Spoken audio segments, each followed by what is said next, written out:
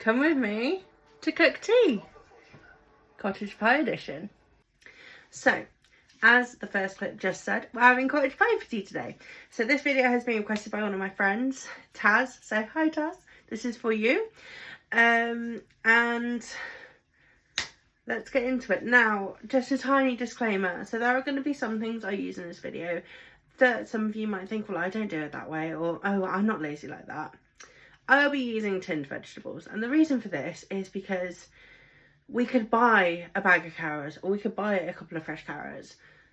My boyfriend isn't keen on carrots, so tinned is better. We also don't have anywhere really in the flat to store frozen peas. Our freezer is tiny, like diddy. We struggle to fit anything in it anyway, so a bag of frozen peas won't fit.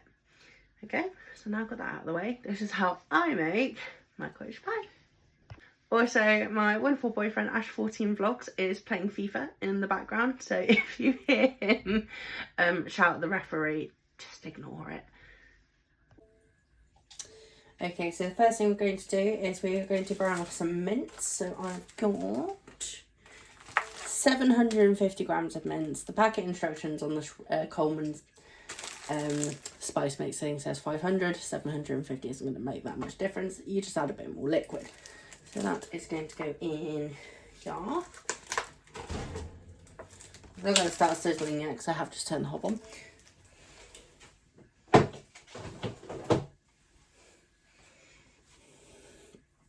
Spoon. And we're going to break that up. So apologies if I get in the way. I'm not used to filming at this angle.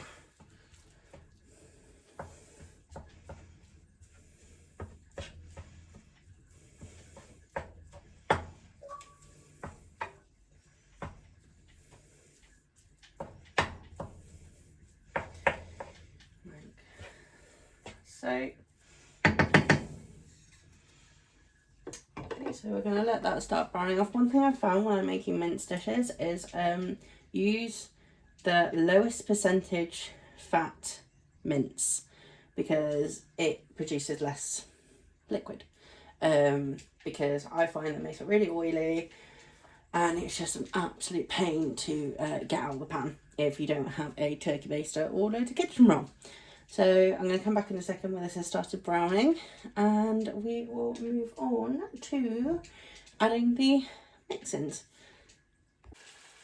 Okay, so the mince is nearly all browned off, so I'm going to add in the veg and give that a stir. So I'm also adding in some sweet corn today. We had this last night. Well, Ash had it last night. We did a make your own pizza challenge. And if you go over to Ash's vlog, I'll pin his channel. I'll also put a screenshot of his YouTube page at the end of this video. Go and watch it. Ash did ask his followers who pizza they thought was better, and of course I'm going to say mine. But to be fair, Ash's did look pretty banging. And I know he can hear me saying that, but it looks alright.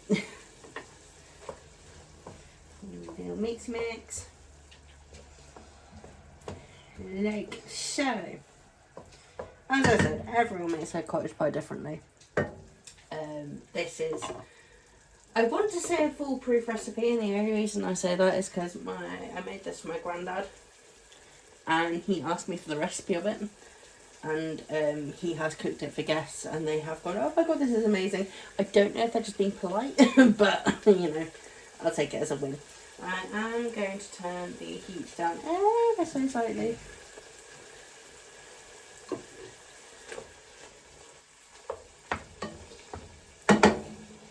Because now we are going to add the peas.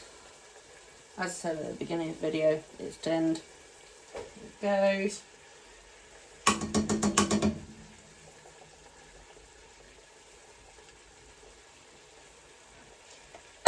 Ouch.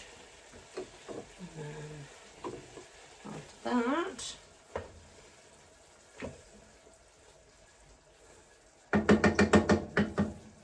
add a smidge of colour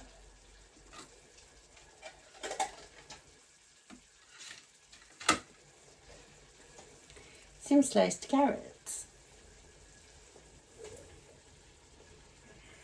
Beautiful.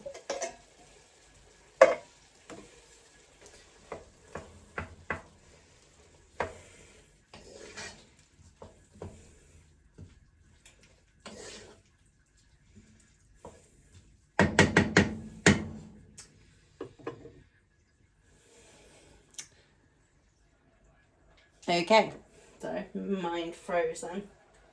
So now the mint is fully cooked for a while. I can add in the veg. So the next thing we're going to add is the cottage pie mix. Now, this is the mix that I use, Coleman's. Never failed, always been delicious. I'm going to see how much liquid we have, because this is about 300 grams more than what is suggested. The other thing as well is this should last us 2 days. So tea tonight and then maybe lunches tomorrow. So I've mixed it up with 300 ml of water and I'm just going to pour it in.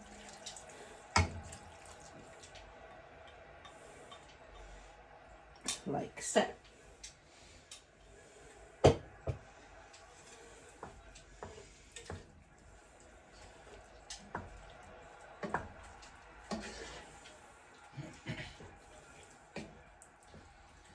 Beautiful.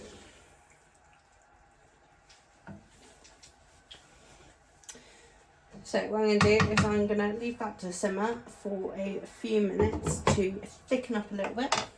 And then once it's thickened up, we'll move on with the next step. So while this is simmering away, I'm going to grate some cheese to go on top of the mash, which I know is a bit controversial, but we like it. So we're using different cheese to what we usually use. So before I mash, I would eat any cheese. And then I met Ash 3 years ago. And apparently Cathedral City is just top tier cheese. However, when we did the food shop today, it wasn't on offer, whereas this was. So we got a block of Cathedral City and a block of Pilgrim's Choice. So we're going to use this. And so I'm going to grate some of that up. And hopefully by the time I've done that, that will be slightly thicker and ready for the next step. Okay, so that is the cheese grated, and in the meantime, the minced carrots, peas, and sweet corn have done exactly what I wanted them to do, which is thicken up slightly. Now, what I would sometimes do when I make cottage pie is I'd add in just a packet of the mix. I wouldn't add any more water to thicken it up a bit, but that seems to have sorted itself out. And I think the mistake I used to make was using a higher percentage fat mince. So we'll put that away for another day. And then to add a bit of depth and more flavour, I'm going to add in a OXO stock pot.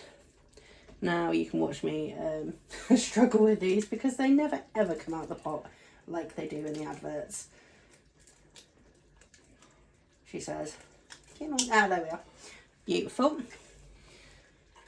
And so I'm going to let that do its thing, simmer away, and we'll come back in a few minutes. I've hidden it deep within.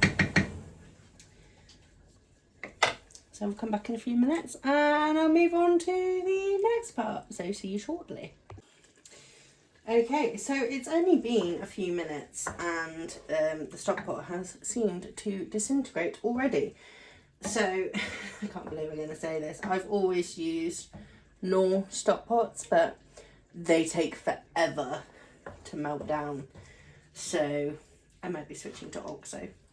We'll see. OXO is what we had in the cupboard, so, and it's also generally cheaper as well. Right, so that's all lovely and moldinated. The next thing I need to do is I need to put the oven on to preheat. So I put that on to 200. We have an electric oven, so it's not gas or fan. So I'm going to let that heat up and we're going to move on to the next bit, which is topping it with mash. Okay, so I've decanted the mixture into trusty baking dish. The oven's preheating. Now, the next question you're all going to ask is, where's the mash? So, normally, if I had time, I would make my own mash. But today, for quickness, now I have seen other people use this. There is absolutely nothing wrong with using pre-made mash. There's equally nothing wrong with using Idaho or smash. Now we actually, well I say we, I made cottage pie with Idaho and mash, and it was delicious the first day. The second day, however, the potato went funny and a really weird texture, and it wasn't actually that nice, which was a real shame because the last time I made cottage pie it was absolutely delicious. So hopefully this time I will redeem myself. So I'm going to pop you on a time lapse while I put the mash on, mainly so you don't have to watch me struggle. And I'll come back when it's ready to go in the oven.